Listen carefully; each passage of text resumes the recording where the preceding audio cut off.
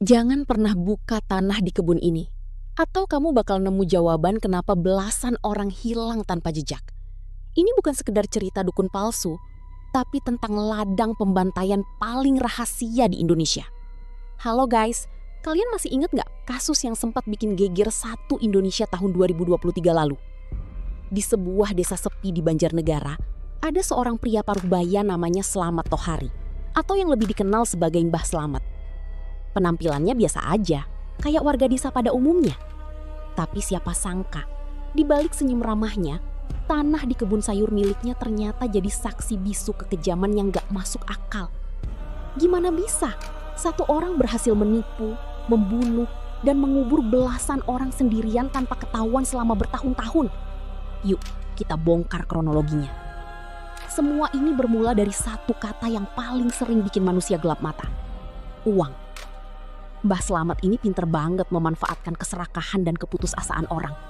Dia membranding dirinya sebagai dukun sakti mandraguna yang punya kemampuan mistis untuk menggandakan uang.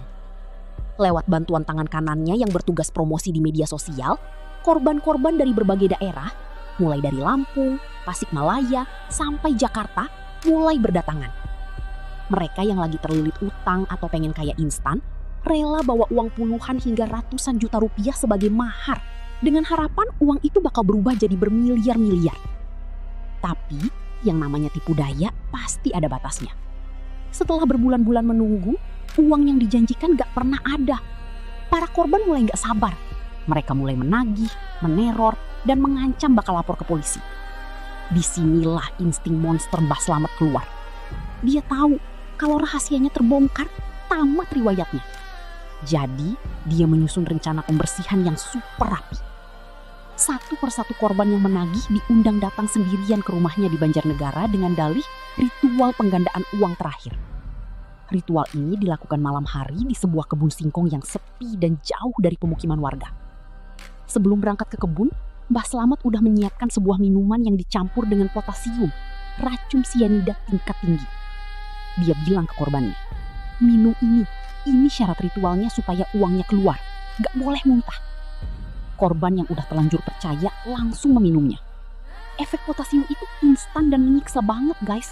Hanya dalam hitungan menit, korban bakal lemas, kejang, dan tewas di tempat dalam sunyinya malam.